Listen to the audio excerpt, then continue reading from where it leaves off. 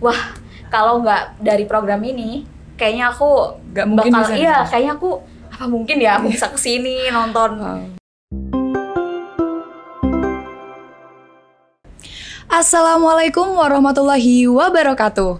Kembali lagi di podcast Poliwangi. Di sini sudah kedatangan Kak Nanda dan Kak Vita. Halo Kak. Hai. Oke, sebelumnya di sini kita akan membahas mengenai program ISMAVO atau ISMA Edisi Vokasi. Oke, di sini mungkin Kak Nanda dan Kak Vita bisa perkenalan diri, Kak. Siap, aku dulu ya. Oke. Boleh perkenalan pakai bahasa Korea nggak? Boleh, boleh. Siap. 안녕하세요 여러분. 제 이름은 비타예요. 만나서 반갑습니다. Wow. Saya boleh ngikutin nggak ini? Oke, boleh. 안녕하세요 여러분, 저는 남다인이다. 만나서 반갑습니다. Wah, keren sekali bukan? Kalau nanya kabar gimana nih, Kak? Kalau nanya kabar kita biasanya kayak sebenarnya kalau halo, hai segala macam tuh sama anyong. Oke. Kalau nanya kabar cukup 잘 지냈어요 gitu. Oh, gitu. Kayak how are you doing? Oh gitu. iya, baik. Mungkin teman-teman di rumah belum pada tahu nih apa itu ISMAVO. Mungkin Kak Vita atau Kak Nanda bisa jelasin Kak, biar teman-teman di rumah pada tahu apa itu ISMAVO. Ya, jadi ISMAVO itu adalah kayak sebuah program di mana itu mobilitas mahasiswa dari Indonesia itu ke luar negeri ya teman-teman. Jadi kalau teman-teman mengartikan itu sebagai pertukaran pelajar, sebenarnya enggak ya Mbak ya? Sebenarnya beda. Ya, karena kalau pertukaran pelajar kan dari sana ke sini ke sana. Tapi ini kita hanya ke sana gitu. Terus kalau magang sih juga iya, tapi juga tidak. Karena di ISMAVO itu ada skemnya teman-teman. Jadi skem A, B, dan C gitu. Kalau dari saya sih dulu mengambilnya itu yang C. Itu di full classroom. Kalau Mbak Vita mungkin?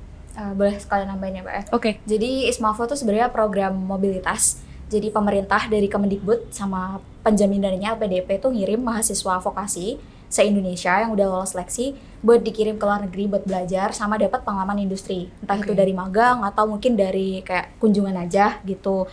Jadi itu bedanya sama pertukaran, cuman kita yang kesana gitu. Oke. Terus kalau bener yang dikatakan Anda tadi, skemanya ada 3. Kalau aku kemarin kebetulan skemanya C, jadi yang full classroom. Tapi itu semua juga balik lagi ke kampus host university-nya yang di Oke. luar negeri. Kayak aku kemarin harusnya full classroom, tapi kampus aku yang di sana provide aku kunjungan industri, bahkan aku juga dapat pengalaman kerja dan dapat gaji, Wow. gitu. Jadi ya tergantung juga kampus masing-masing. Nah kalau skema A itu full magang. Jadi benar-benar nggak ada kelasnya, benar-benar kayak teman-teman yang kemarin ke UK itu mereka full selama 6 bulan atau 5 bulan itu magang di perusahaan apa gitu. Oke. Kalau yang B itu 50-50. Jadi kayak 50% kelas, 50% nanti ke industri. Oke.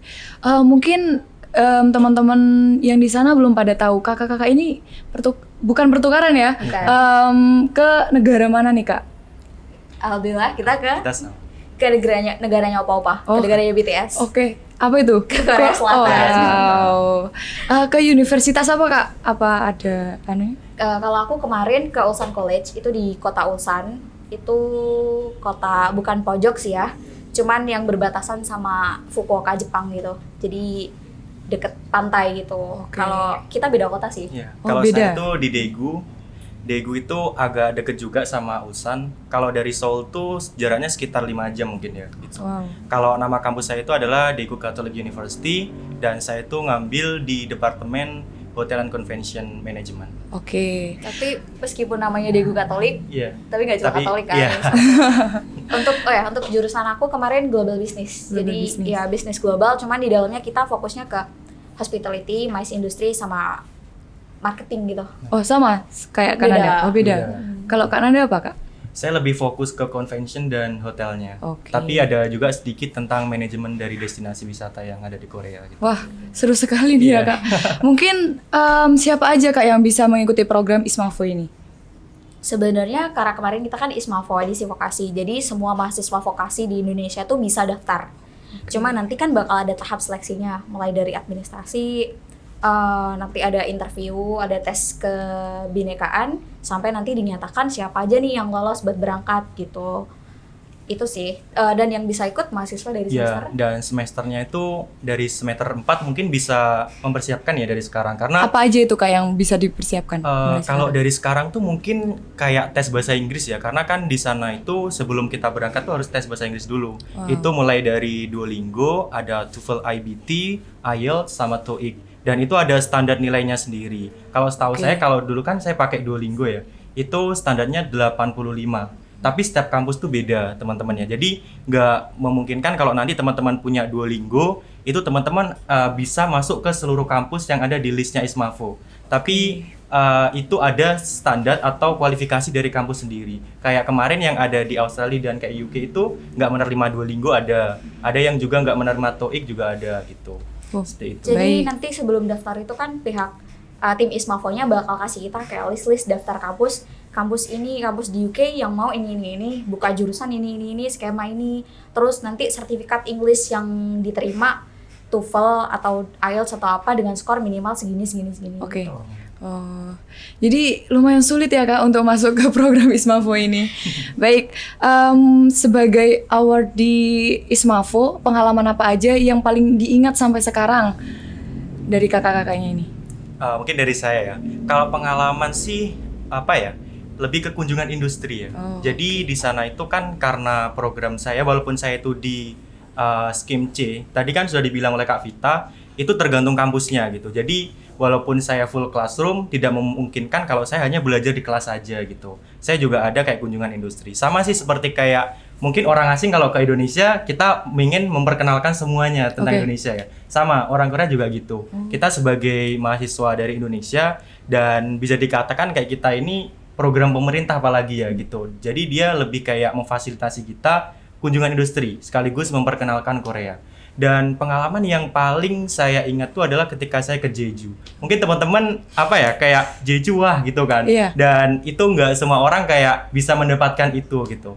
Dan apalagi saya ke sana itu tanpa biaya gitu. Wow. Nah, itu yang sangat benar-benar masih keingat di saya Iya. gitu. Dan yang kedua karena saya kan programnya hotel gitu ya. Jadi mereka juga memfasilitasi saya untuk mengenal lebih jauh tentang hotel gitu. Dan itu nggak kayak sebuah hotel yang kecil, melainkan mereka itu langsung kasih nih hotel besar. Kamu nginap di sini, Wow. kamu explore semua yang ada di sini gitu. Oh, baik. Dan orangnya itu juga baik-baik banget. Kayak kita tanya ke manajer atau apa itu nggak ada yang kayak merendahkan atau apa itu nggak ada. Dia jawabnya itu dengan senang hati dan kayak lebih tepat gitu untuk memberikan kita informasi lebih mengenai Korea. Oke, mungkin dari Kak Vitanya. Kalau dari lingkup akademisi ya, pendidikan, pengalaman aku yang paling unik sama sih, aku dapat pengalaman kerja. Jadi nggak apa-apa ya, aku pakai aku ya. Oke. Jadi kita itu hospitality juga kan, aku fokusnya selain bisnis tadi, bisnis global.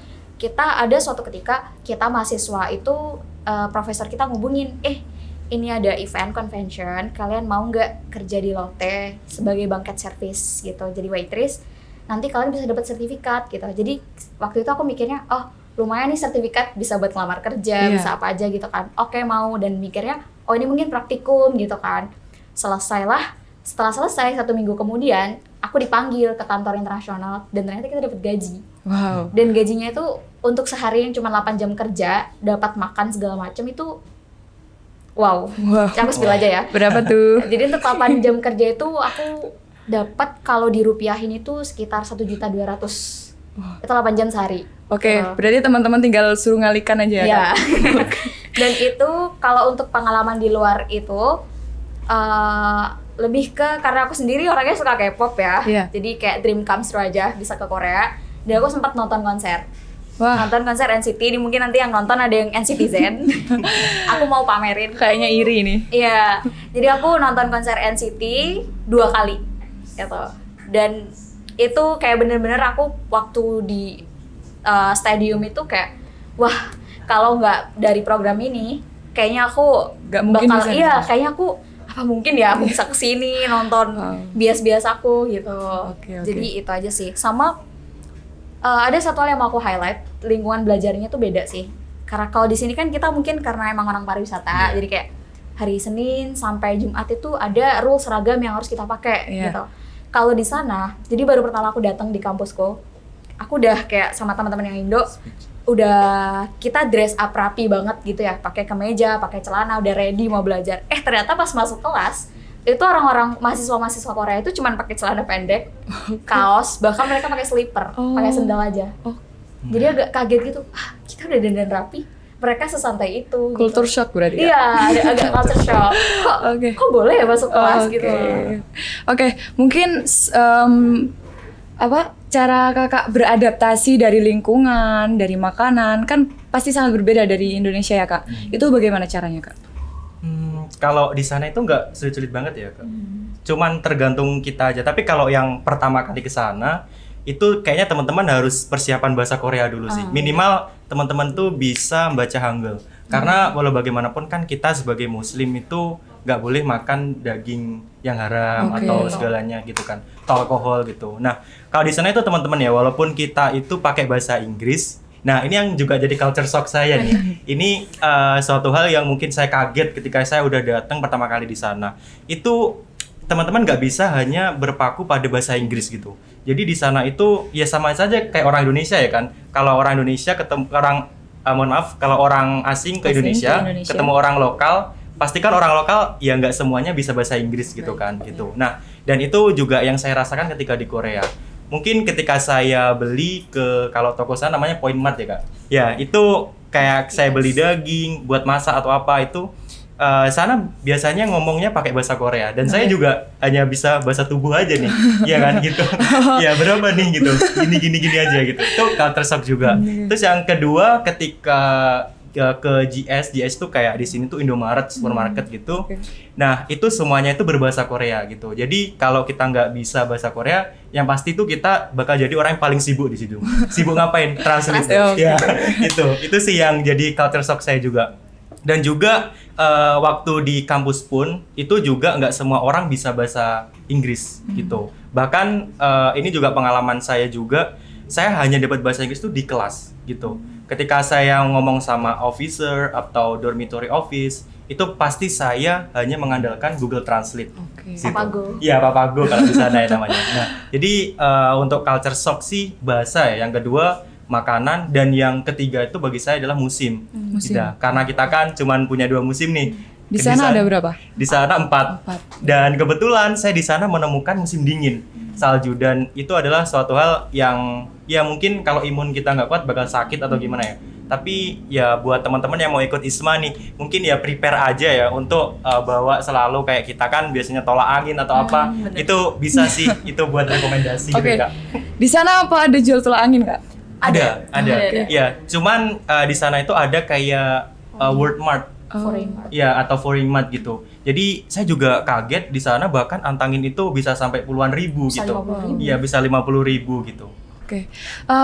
Di sana pasti banyak makanan non halal. Banyak banget. Gimana caranya kakak bisa kayak ingin ke restoran yang halal itu, apa di sana udah banyak atau masih minim? Sebenarnya di sana itu kebanyakan yang haram itu ya. Oh, iya. Itu. Jadi kita kalau mau ke restoran awalnya harus siap dulu nih, harus seenggaknya seenggaknya kita tahu bahasa Koreanya, misal daging babi ya, bahasa Koreanya daging babi ini apa gitu. Jadi kita harus tanya kayak igo deji gogi soyo gitu, kayak is this contains mohon maaf saya ulangi ya, ini mengandung babi nggak makanan ini gitu. Jadi kita harus bilang, kalau dia bilang oh ini mengandung babi, ada yang nggak babi nggak gitu, karena kita nggak bisa makan babi gitu. Nanti mereka kayak provide, oh ada yang kita punya nggak babi yang ini, kamu bisa makan ini gitu. Tapi menurut aku kayak pilihan paling aman kalau nggak mau makan yang haram itu datang ke restoran Cina yang biasanya seafood atau kayak makan mie atau nasi goreng gitu, atau kalau nggak mau ke restoran Indonesia. Di kota aku tuh ada restoran Indo, cuman emang ya mahal aja sih. Jadi kayak per porsi kalau di rupiah itu bisa 150 ribuan. Wow, itu satu kali makan? Satu kali makan. Dan kita sehari berapa kali makan? Nah, gitu. itu dia. Mungkin teman-teman belum pada tahu biayanya ini biaya sendiri atau dari mana nih Kak? Alhamdulillah sponsor. Jadi sponsor. jadi kita ini kan program dari pemerintah, Kemendikbud sama LPDP. Jadi Kemendikbud ini yang ngadain programnya, LPDP sebagai penjamin dananya gitu. Jadi makanya buat teman-teman tahun ini ISMAFO udah mau buka lagi, yuk daftar. Yuk. Bebas biaya. Yang penting kalian niat mau daftar aja dulu, siapin bahasa Inggrisnya. Nanti kalian di sana itu nggak usah bingung. Aku nggak punya sangu buat hidup di luar negeri segala macem. Nanti bakal dikasih kok sama pemerintah. Gak usah khawatir ya, Kak. Gak ya? usah khawatir, dan Oke. dikasihnya alhamdulillah Cukup. cukup, malah lebih. Ya. Iya, dan itu nggak hanya Wow. kayak biaya hidup aja ya. Jadi kayak kita perjalanan ke sana mulai dari tiket, visa dan segala macamnya itu udah dari Dibiayain. LPDP ya. Tanggung, oke. Tips and trick dari kakak-kakaknya buat teman-teman yang mungkin mau daftar Ismafo nih Kak, apa? Apa ada? Kalau yang awal banget ya, Ya. yang pertama tuh siapin bahasa Inggrisnya. Bahasa Karena Inggris. kayak kualifikasi utama di tahap administrasi itu skor bahasa Inggris kamu gitu. Oke. Jadi kan kayak Ismafo ada minimal skornya sendiri, kayak untuk Duolingo minimal berapa gitu, TOEIC berapa, IELTS, TOEFL itu minimal berapa. Jadi Oke. kamu harus bisa di atas skor minimal itu, dan kalau bisa jauh lebih di atasnya. Karena pengalaman dari kita kemarin itu kita ngerasa skor kita oke, udah cukup. Ternyata saingan kita itu bener-bener di atas banget gitu. Aduh, sampai sempat kayak bisa nggak ya gitu. Yang penting jangan insecure sih. Yang penting kayak coba aja dulu. Hoki orang kan gak ada yang tahu gitu. Benar. Kayak kita ini kan juga termasuknya hoki nih Oke. gitu. Jadi siapin bahasa Inggrisnya dulu aja, ambil tes dari sekarang. Terus jadi kayak sebelum ambil tes kalian kan bisa kalau mau ambil les dulu atau apa, belajar dulu gitu. Terus kalau emang udah ada negara yang mau dituju kayak aku mau daftar ke UK, aku mau daftar ke Turki atau Korea segala macem. Mungkin negara yang emang base-nya English itu kayak kita nggak perlu khawatir ya. Jadi kayak oke. Tapi kalau yang kayak Korea Selatan Itu yang harus belajar Iya. bahasanya. Oke. Seenggaknya kamu bisa nanya kalau mau beli ini berapa gitu. Sama kalau kayak ya sama sih berlaku ke negara lain yang base-nya itu nggak English gitu. Itu aja sih. Oke, mungkin ada tambahan Kak dari Kak Nanda? Kalau saya sih yang pertama tahu timeline dulu ya. Oh, iya. Makanya kayak daripada nanti teman-teman tuh telat gitu ya. Mungkin kalau kita dulu ya pengalaman, mungkin kita ambil Duolingo itu sebelum satu bulan sebelum program, dan itu benar-benar kayak kita dadakan banget gitu kan. Jadi kita itu lebih kayak wah yang penting daftar dulu gitu. Nah jadi kalau teman-teman nih mungkin karena kita udah pengalaman duluan, makanya timelinenya dulu di set gitu. Jadi kayak saya nanti mau kemana nih gitu, karena kan beda-beda tuh tes bahasa Inggris, karena nggak semuanya itu Duolingo diterima di semua kampus gitu, hanya beberapa kampus. Mungkin kalau teman-teman pengen ke UK, pengen ke Australia dan sebagainya, teman-teman bisa ngandalin TOEFL IBT atau IELTS, dan itu bener-bener tesnya susah.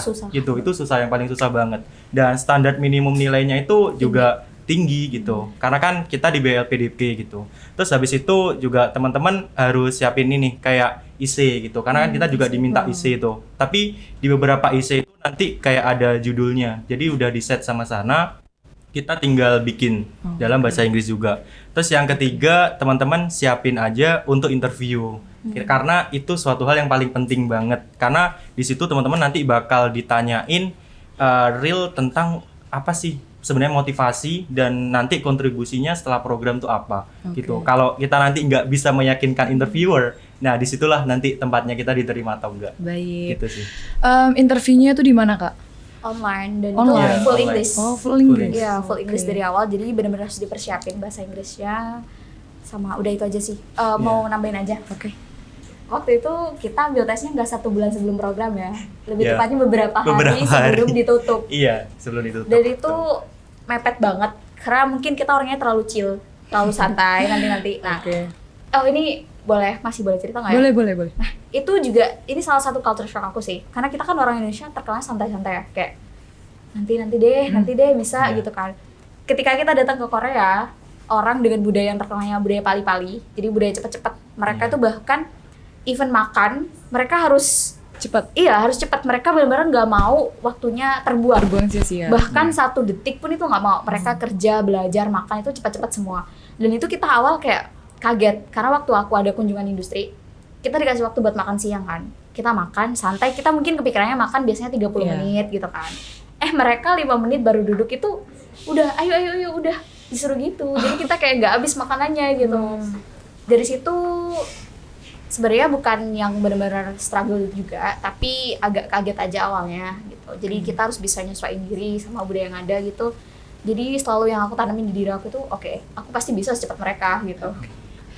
Oh iya Kak, mungkin ada pesan buat teman-teman yang ingin ikut program Ismafo, apa aja yang perlu disiapkan? Jadi buat teman-teman yang mau daftar program ISMAVO, jadi sebenarnya untuk tahun ini, batch kedua ini, ISMAVO ini udah melebur sama ISMA. Jadi kalau di awal kan tahun sebelumnya kita punya 2 program. Yang pertama ISMA Sarjana itu yang buat mahasiswa universitas. Kalau yang vokasi ini buat politeknik atau sekolah-sekolah vokasi. Dan untuk tahun ini udah jadi satu, jadi nanti teman-teman bersaingnya bareng gitu, nggak cuma sama vokasi aja gitu. Dan buat yang mau daftar, disiapin bahasa Inggrisnya dan segala administrasi yang dibutuhkan. Dan jangan lupa cek terus IG ISMA RI. Ya, pantengin terus infonya di situ. Di situ ada timeline dan segala macam info yang dibutuhkan. Dan yang bisa daftar siapa? Ya, yang bisa daftar tuh mulai dari semester 4 sekarang. Karena kan programnya kan dimulai semester 5. Jadi semester 4 tuh udah mulai pendaftaran, teman-teman.